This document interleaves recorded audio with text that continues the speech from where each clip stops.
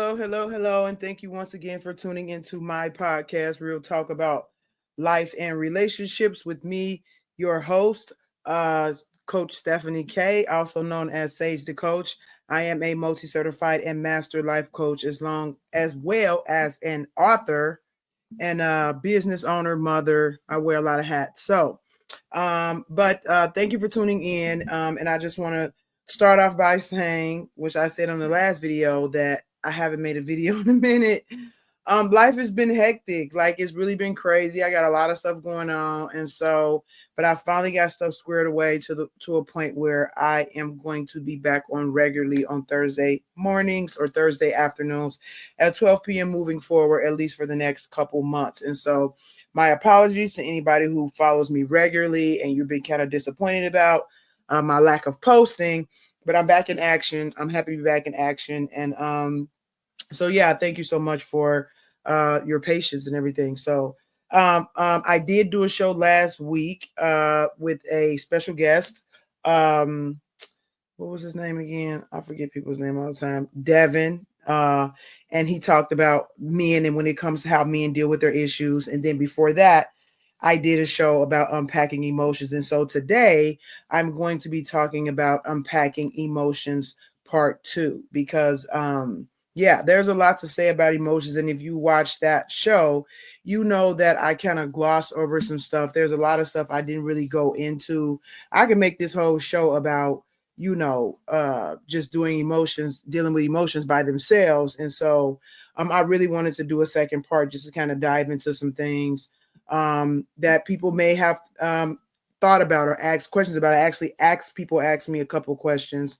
And so I wanted to address those as well. And so, but before I jump into that, I want to let you know that you can follow my podcast on Facebook, YouTube, Instagram, and sometimes I post on LinkedIn as well.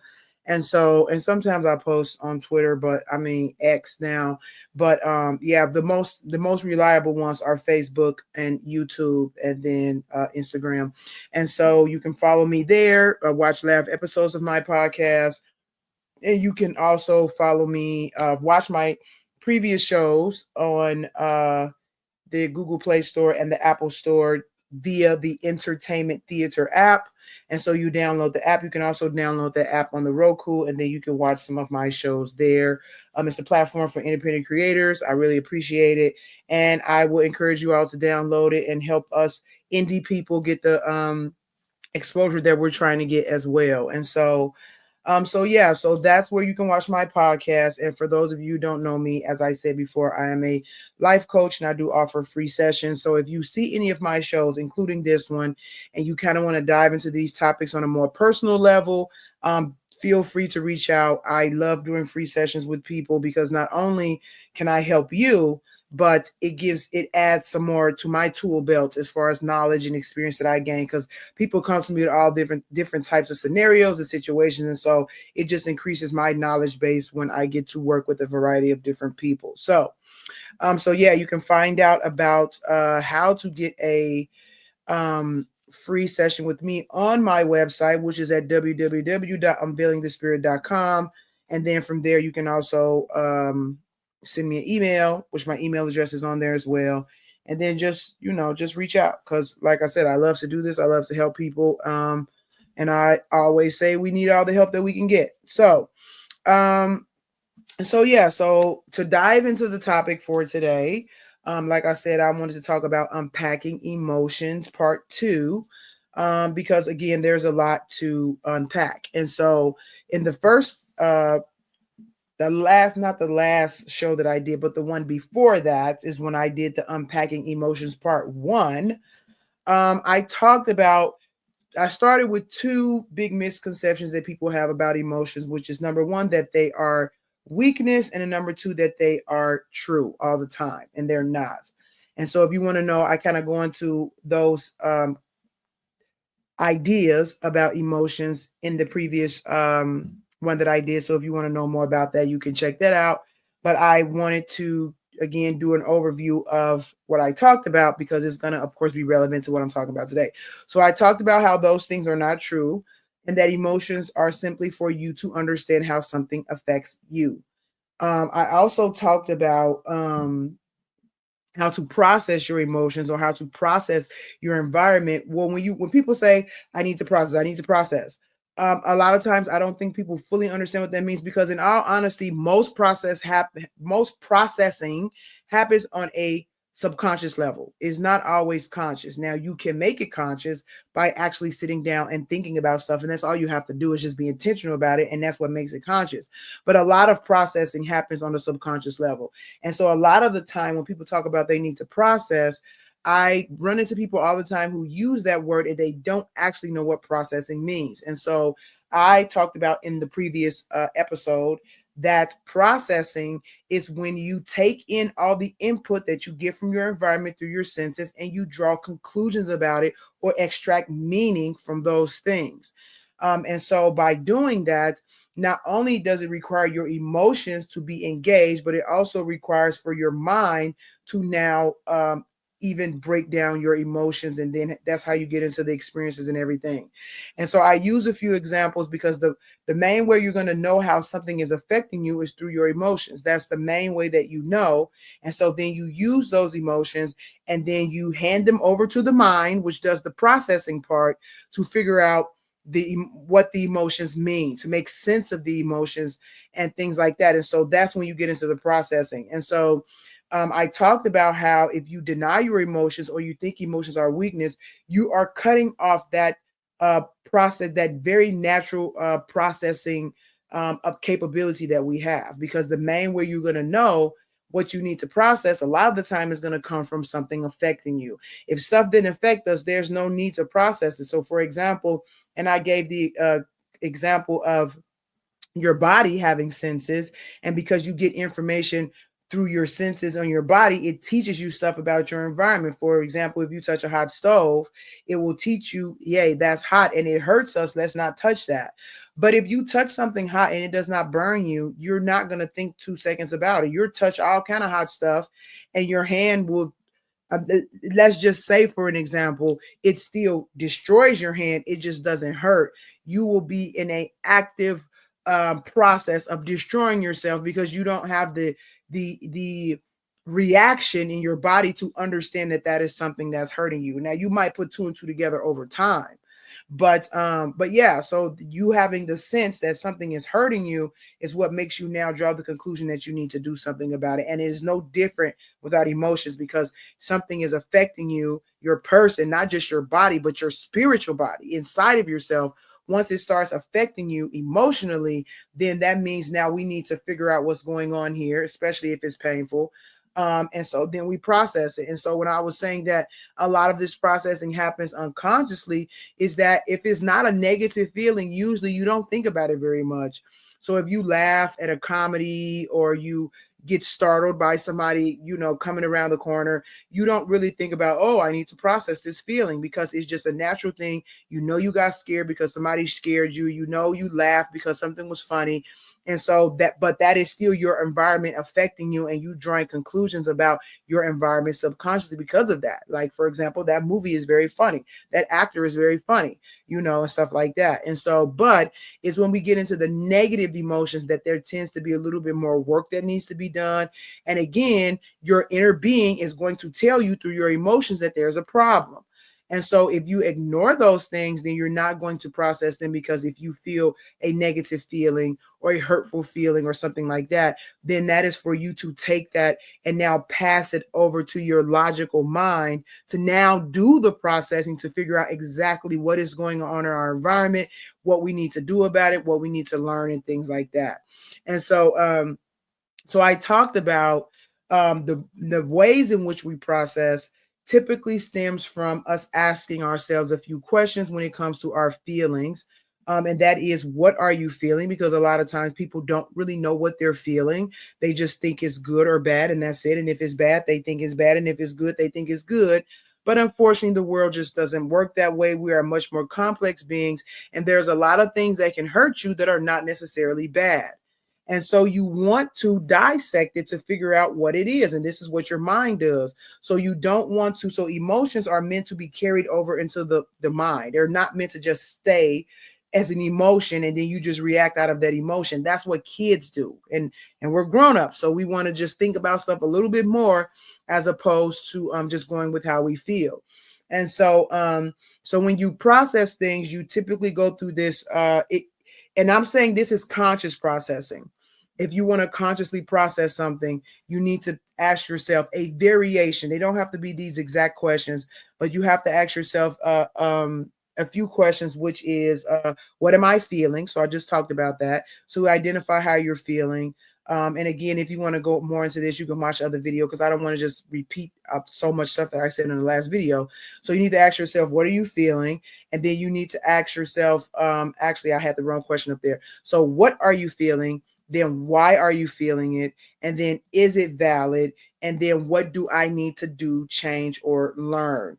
This is how we grow. This is the building blocks of growth, because just like when you're in school and when you're in first grade, you might learn. I don't know if they teach first graders math, but they might have you with the blocks, and then you start counting. And then we get to second grade, they start getting into bigger numbers. And then we get to the other grade, then they start adding those numbers together. And then when you get to the next grade, then they start subtracting, then they start multiplying, then they start dividing, you start fraction. This is how life works. We're just on different levels of growth. So once you learn one thing and you establish that, you build on top of those until you have a wealth of knowledge that you use to navigate life and make sense of things. And so that is what processing does. So when you feel something and you go through these questions of, okay, what am I feeling? Why am I feeling it? Is it valid? What do I need to do, learn, or change? That is how, as you continue to go through this throughout your life, that's how you grow as a person. And so that's just kind of a summary of what I talked about last week. And so the things that I wanted to point out this week for part 2 is some important things that kind of go along with those that I did not mention in the last video. And so the first one is that nobody is responsible for your feelings. And so I wanted to say this because, again, I was asked a question about the other video, and I wanted to clarify this because I see this a lot, especially with the generations that we have now, where mental health is more being paid more attention to, which I think is great. But it's very normal of human beings to now we do one thing, we try to improve one thing, and then we mess up another thing. Like, we just can't get our balance in order. And when we try to solve one problem, we create other problems. And so that's just human nature, because we're not perfect. We're not God. We can't foresee everything. And so, yes, we're paying more attention to mental health and emotional issues and people expressing themselves. And mental health is becoming a real thing that's even talked about in the church now, which was not talked about in the church when I was growing up. Or when I started going to church, because I didn't go to church as a kid. But anyway, it was not talked about in my young adult years. And so now I'm happy to see people taking more of those things into consideration, because they're the building blocks of spiritual growth. You know, that's what spiritual growth is mental health, actually. But the problem is that now people think their feelings are everything. And they think every little feeling they have should be paid attention to, and every feeling they have is so important and so serious and all this type of stuff. And I have created a name for it called coddle culture, because everybody wants to be coddled in their feelings now. Not everybody, but you get my point. And so I want to pinpoint this and explain this from the last video, that nobody is responsible for your feelings. So I talked about that if you and this kind of goes in direct connection to, not everything you feel that's bad is bad, because some people will say that if somebody made you feel hurt or embarrassed, now that person is the problem because they made you feel that way. Well, sometimes telling somebody the truth can make them feel bad, but that does not mean they're doing something wrong to you because it feels bad. And so this is where the mind comes in, for you to understand and, again, process what you are experiencing and what you are seeing and stuff like that, to find out, to get to the root of what can you take away from it. What do you need to learn? What do you need to do? What do you need to change? Because everything that is uncomfortable is not bad. For example, exercise hurts us a lot, but we need to do it, and it helps us. You know, of course, you can do too much exercise and hurt yourself, but it will be very easy to take that thinking about emotions and think that just because something it feels bad, that means it's bad, and then apply that to your physical body and say, oh, well, just because exercising feels bad, that means it's bad. And then you have a lot of health issues, weight issues. And as you know, science says, when it comes to muscles, if you don't use it, you lose it. You can have atrophy and all kind of stuff. So again, Everything that feels bad is not bad. And so if you think that when somebody is trying to help you and there's opportunities for you to grow, you're going to look at them the wrong way and actually think that there is a problem when there's not a problem. And so so that's the first thing that I wanted to say, is that everything that feels bad is not bad. Sometimes we as humans, we can be very, very sensitive because we're insecure. And then if somebody tells us that what we're wearing doesn't look that great, we make it, oh, you're they have a lot of words for stuff now that I'm not I don't know all of them, but then you say you're body shaming me and you're doing this and you're doing that, when actually what is really underneath that is that you have some issues with your self-esteem. And now you're pointing to somebody, you're looking at somebody who triggered that, and now you're looking at them as the bad person, when that's actually not the case. Because to be honest with you, if you were secure in your self-esteem, you would not care what somebody said, honestly. And I would, and let me clarify that. If you are secure in your self-esteem, you would not care what strangers said. I think you should always care about what the people you love, what they think and what they say. If you get to a point where the people that you love, you don't care about what they think or what they say and stuff about you anymore, that's a problem. That's dysfunctional. So yeah, you should care what they say if you love them, but then even then you still have to evaluate if what they're saying is coming from a good place or not, because the people that we love and that love us are not perfect. So but if a stranger is coming up to you and saying, I don't like your outfit, and you're getting all bent out of shape about it, that means you're insecure in how you feel because you have no connection to that person. They should not be able to affect you to that degree because they're not connected to you spiritually in your heart. And if they can, it's because they've triggered something that's already in you, which is that you're not secure. So hopefully that's making some sense. So so everything that you feel, everything that feels bad is not bad. And so you have to go through that processing to understand the difference between the two. Because you could throw away some good friends and some good relationships and some good advice because you couldn't swallow it. Everybody knows that sometimes the truth is very difficult to swallow, but those who can swallow it and identify when there's something useful in that information that can help them grow as a person, even when it's painful, those are the people that grow. Those are the people that mature. And once you grow and mature, it becomes evident in your life. You have better relationships, you have more stability, you have more mental stability, you have more your life is more balanced. Like it just comes out in these different ways, which is the problem when you don't deal with your issues and you don't process things correctly. They also come out in negative ways as well. And so everything that feels bad is not bad. You got to use your brain. That's what it's for. The emotions are not isolated things. They're meant to alert you to how something is affecting you and then pass it on to the brain for the brain to do the work and evaluate what this means and if I can learn something from it and stuff like that. Um, and so in connection with that, I want to pinpoint that nobody's responsible for your emotions.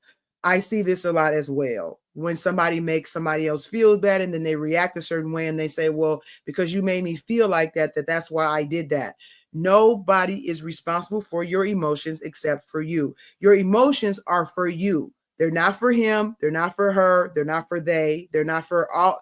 They're not for your teacher, your mother. Your emotions are for you. You are the only person that can feel your emotions.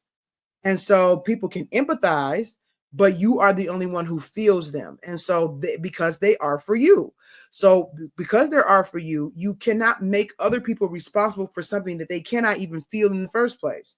So, and again, you have a lot of this coddle culture where everybody's super sensitive now to the point where they think that processing their emotions has to do with and being healthy mentally or paying attention to their mental health means making other people responsible for their emotions. And that is not the case. Whatever you feel is for you.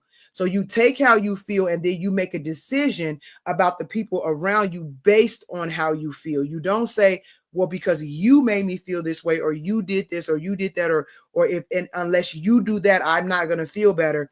That's a problem and that's dysfunctional. Nobody's responsible for your emotions except for you. Now, that does not mean that somebody could not have mistreated you, and some things might need to be done in that relationship, but those are still your emotions. You cannot use your emotions as an excuse to act out, to be disrespectful, to be reckless, to be stupid because you felt something. That's not, you are responsible for how you feel and how something affects you, and you can change those things. And if you're healthy, you will change them fairly quickly if you see that it's having a negative effect on you. So I will give you a little bit of example just so you know what I'm saying and talking about is that, so say if somebody, I'll use the example, walks up to me in the store and says, "You're the ugliest person I've ever seen." I'm going to feel bad. That is normal because that's negative, and actually the person is trying to make you feel bad because we're all human. And I know somebody might say, well, if somebody says that to you and then you feel bad, that goes right back to what you said about not being secure in who you are. That's not the same thing as that example, because that person is taking their negative energy and trying to put it on you. That's different. Now, you can say that somebody else can do that when it comes to an outfit too, and they're trying to make you feel bad. But how you respond to it will determine if you are making their emotions, if you're making them responsible for your emotions, and if you're insecure or not. This is what the brain is going to figure out. So you have to use it. Okay, so if somebody comes in the store and says, "You're the ugliest person I've ever seen," and I'm like, "Wow, why would you just say that to me? Like, right, that's really bad." And then for example, if there's a deeper issue, like a self-esteem issue, I'm gonna fall apart. I'm gonna be like, "Oh my goodness, I can't believe," I might start yelling and screaming, I can't believe it. You know, that's usually a sign of a deeper issue, because that person should not be able to affect you to that degree, especially if you don't know them. Now, that doesn't mean it will not bother you, but they shouldn't affect you to that degree. So if they say that to you and it bothers you and like, "Wow, I can't believe you said that," now you following the person around the store saying, "You need to apologize to me. You need to apologize to me. You need to apologize to me. What you said, that was mean. That was mean. That was mean." Now you're trying to make them responsible for your emotions. They're not responsible for your emotions. They're responsible for what they said. They're responsible for their actions, but they're not responsible for your emotions, because now you need them to do something to make you feel better. You don't, that's not a good idea, and it's not healthy, because now that person has power over you to determine if you're going to feel better or not. And God has not given any one person that amount of power over them. Now you can give them that power, but they don't have that power, and you can take that power back. You can say, "Wow, what you said was really, really mean, but you have a nice day." You know what I'm saying? And you don't even have to say what you said was really, really mean. You could be hurt and just look at the person and walk away. You don't have to now I'm going to put my emotion on you, and now it's up to you to make me feel better or validate or whatever. And I'm not going to move from this spot of how I'm feeling, or I'm going to react a certain way towards you, whether it's hurtful, and I don't care, because now you need to make me feel better because you made me mad. That's immaturity, that's dysfunction, and nobody is responsible for your emotions. You take your emotions and then you decide what are you going to do with your emotions, irregardless of that other person. Yes, you made me feel bad, but I have other things to do today. I don't have time to sit here and be feeling bad about what you said. Or um you know um yeah, I'll just stick with that one. So yeah, so you don't want to make other people responsible for your emotions. And I see this a lot. I see this so much that it makes me a little bit concerned about where our future is going in America, with so many people walking around with their feelings in their hands all the time. And people thinking that everything has to feel nice for them and comfortable for them, and they have a right to put their feelings on you just because they feel something. And so you don't. Even if somebody is mean to you and you try to put your feelings on them, they were already mean. What do you think they're going to do with your feelings? Like, they're not going to be, oh my goodness, I didn't know that I hurt your feelings. I take it back. They already said something mean in the first place. So you don't want to make your feelings other people's responsibility, because it's not. You take ownership. That affected me this way. I didn't like it, and now this is what I'm going to do about it. And that's what you do.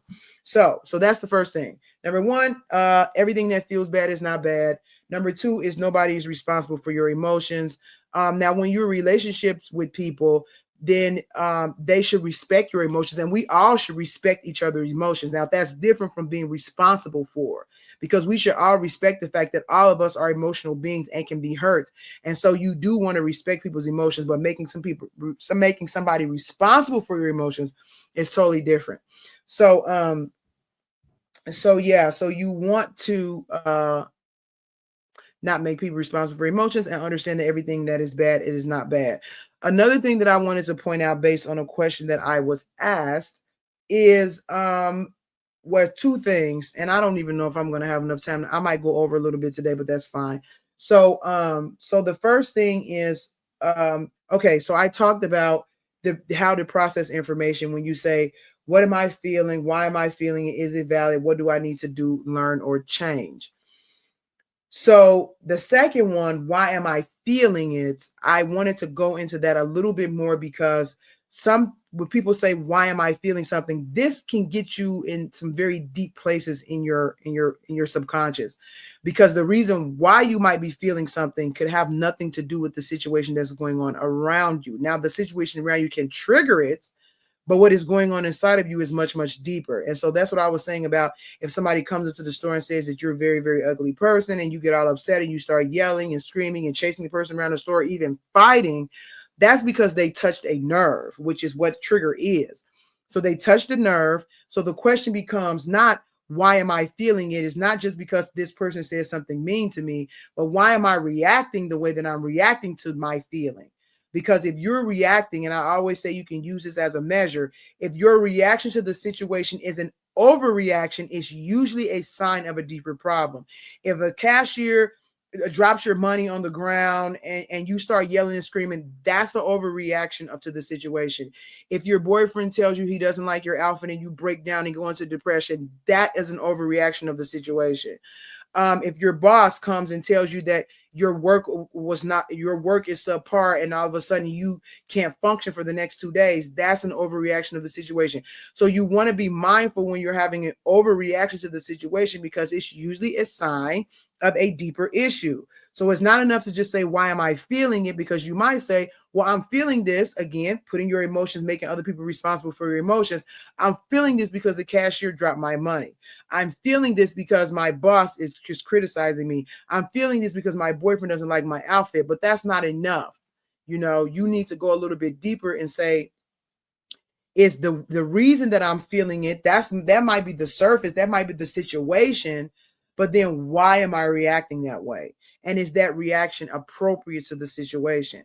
Because if it's not, then you have to go another step further and not just ask, why am I feeling it right now, but why am I feeling that it to this degree? Typically is going to have something to do with your past and some type of trauma and some type of trigger. And now it's time for you to go dissect that thing. Because if you don't, anytime you have these triggers, you're going to overreact, and it can cause you to make some very, very bad decisions in your life, hurt yourself, and even damage your relationships. And this will be a continuous thing. It will continue to happen until you deal with it. And so a lot of the times, like I was saying before, we have stuff going on inside of us and we're not aware of it. And then a lot of times we don't even know how we feel. A lot of times it don't process our emotions. What is left for you to understand that there's an issue going on when you're not processing your emotions, and you don't know how you feel, is what are your decisions look like? And I talked about this in another show as well. So what does your decisions look like? If you're continuously doing reckless stuff, if you're continuously falling out with people over and over again, and they all keep telling you you're doing this, you're doing this, you're doing that. If you just see this cyclical behavior and it's negative, that is worthy of dissection, because you need to figure out what is going on, because what you're not processing and what you're not dealing with is going to come out in another way. It will come out in your relationships. It will come out in your work. It will come out in your temperament. It will come out with your attitude. And so that's why you want to go ahead and dissect it, because it's going to affect your life either way. It's going to affect your relationships, your ability to connect with people, your ability to parent, your ability to have friends, your ability to be a good neighbor. So we need to deal with these things. And this is why I'm saying real talk about life and relationships, because a lot of people don't do this.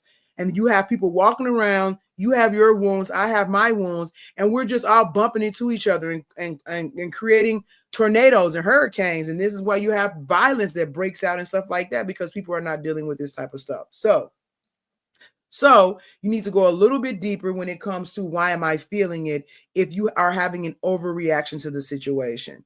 So, for example, if you go to a movie and it's scary and then you run in the corner and start shaking and crying, it is not just that movie that scared you. Something else is going on. So I wanted to pinpoint that as well. Another thing is when you talk about is it valid? So this can be tricky because again, if you're just dealing with your emotions, you might say, yeah, it's valid. He said something mean to me and I'm upset now. Yes, it's valid. Okay, so when I say is it valid, the question that I'm trying to get you to dig deeper into requires you to have a processing belief system, a strong processing belief system already intact to some degree. And this is when it's helpful for you to have other people around you to give you different perspective. Because if your belief system is faulty, you're automatically going to come out with a faulty result.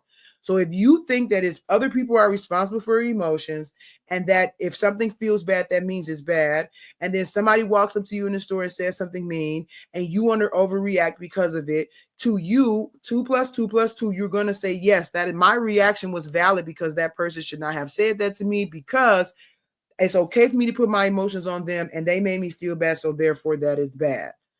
That's not always the truth. It's not always that cut and dry and simple. And so the thing is that you have to, because the way you're going to process if it's valid or not is going to be rooted in a belief system that you already have, because that's what you're using to process to decide, if you look at my other video, what box it goes in. Does it teach me something about me? Does it teach me something about people? Does it teach me something about God? Does it teach me something about life? And then I also added, is it safe or unsafe? And so your belief system is already established to some degree. It's continuously being matured as you continue to take in more input and come to more conclusions about stuff. But you already are going to have a belief system, and you need a belief system in order to process information. Now, if your belief system is faulty, what I just said, you're not going to process the information correctly. So when I say, is it valid? You typically need something outside of you to determine if it's valid or not. And so this is where it's very, very important when it comes to the Bible, because you have a lot of people that believe a lot of things about the Bible and they don't subscribe to Christianity or anything. And they say that they're their own God and all this type of stuff. We need something outside of ourselves to tell us right from wrong, because we will say wrong is right and right is wrong, depending on how we feel and what we want and what we like. So there has to be a universal standard of what is right and wrong, so that people don't get to change the definition of right and wrong depending on who was in the situation. If life was like that, it would be chaotic. And so one thing about the Bible, which a lot of people overlook when they talk about the rules of the Bible, is that those rules establish order. If we had everybody doing whatever they wanted to do, whenever they felt like, and however they thought, the world would be completely chaotic. And I don't want to go into too many examples there because I am getting past my time, but I just want to say that those things establish order. And so the Bible is something outside of yourself that you can use to judge if what something is valid or not valid. Because if the Bible, if you say, well, you think it's okay to put your emotions on other people and all that type of stuff, and this can go very, very deep, is because people can feel like, well, if I want something, then it's my right to have it, and if I need to do what I need to do to get it, that's okay. But if you lie, cheat, and steal to get something that you want, the Bible's going to tell you, no, you should not be lying, cheating, and stealing. So it doesn't matter about how you feel or what you like or what you think or what you want. That thing is wrong. So you need something outside of yourself to check the validity of what you're saying. And it's, even if you don't agree with the Bible or have any other religious beliefs, a very good resource is other people. So that's why you can't stay off to yourself and come up with your own ideas about what you think and stuff like that, because you will get misled every time. You need people around you as a checks and balance system to let you know, okay, what you're thinking or the conclusion you come to is not exactly correct, and then they can help you break it down. And so so if you have people you trust, people you love, people who have given you at their own, they live their life in a way that is exemplary, like they don't cheat, they don't steal, they don't lie, they don't take advantage of people. Those are the people that you want to go to kind of get a sense of where you are when it comes to if what you think or feel is valid or not. And then from there you go to what you need to do, change, or learn. If you have people in your life that are not truthful with you and they cannot be truthful with you, or you don't have relationships in your life where people can be truthful to you about what you're doing wrong, that's a serious problem. You want to have authentic, genuine relationships with people where they will point it out to you when you're doing something wrong and it is not comfortable. That doesn't make them bad. That doesn't mean they're not your friends. That doesn't mean they don't love you because they're pointing something out to you that when you realize that there's a possibility they might be correct, it could be hurtful, it could be embarrassing, it could be, you could be scared about it. And so, but that doesn't make them bad. You have to again dissect and have a good enough relationship with that person to be able to sit down and try to pick it apart and understand what they are seeing and if it holds weight or not. And if they're good people and they love you and they got a good head on their shoulders, they'll tell you like, no, Tommy, when you talk to people like that, it's very hurtful because blah, blah, blah, blah, blah. And then it's up to you to say, okay, you know what? I thought that I was just being a realist and I can talk to people how I want to talk to people because that's how people talk to me and we got freedom of speech and blah, blah, blah, blah, blah. But you have not only those relationships outside of you, but several people who will confirm to you that no, this, what you're doing is having this type of effect. And then it's up to you to decide if you care about the effect that you're having on the people around you or not. So that's pretty much what I want to talk about today. Again, part 2 of unpacking your emotions.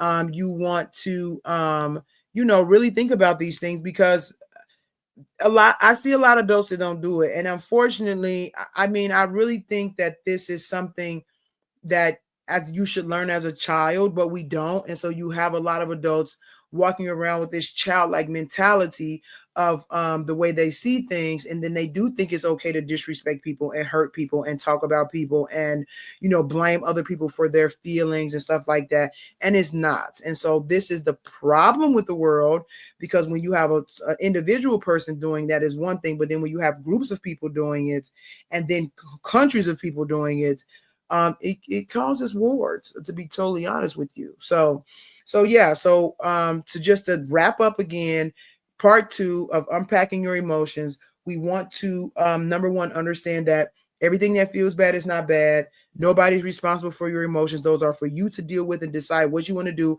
And if somebody makes you feel bad, then you can make the decision to stay away from that person, because that is how you get your power back, and then you protect your emotions from that person, because your emotion could be telling you that person is not somebody we need to be around, but then that does not make them responsible for your emotions. You deal with your own emotions, you deal with yourself. um so nobody's responsible for your emotions. When you say, am I feeling something, you have to understand if are you having an overreaction to the situation, because the surface of why you're feeling it might be deeper than what you're saying. And then when it comes to if your feelings valid or not, you need a system outside of yourself, which is people, the Bible, some moral standard to now check, to compare it to understand if what you're saying is valid or not. Now, if you continue to build upon these things, or say you come to the conclusion, moral conclusion, that lying is wrong, then you don't have to now go check every time you tell a lie and say, is lying wrong? Again, we build upon these things. So as you learn the basis of what you consider right or wrong, which is becomes the basis of the processing, is what's right and what's wrong, you don't have to now go check every single time. That's been established. Now we move on to the next level of how we exercise these things in different relationships and things like that. So hopefully I'm making sense. If you again want a free session with me to dive into this a little bit deeper for yourself, you can do that. My website is www.unveilingthespirit.com. You can also get my email address from there. Just email me if you want to, or go ahead and schedule this free session, and without even emailing me, because you can do that too. Also, you can please be sure to follow, like, and invite people to my page if you know anybody that might be in need of this information, because I do think it's very, very valuable for everybody. Because even though I know these things and I know them very well, sometimes it's still difficult for me to be on the inside and still apply them. And so I still need outside help too when it comes to stuff like that.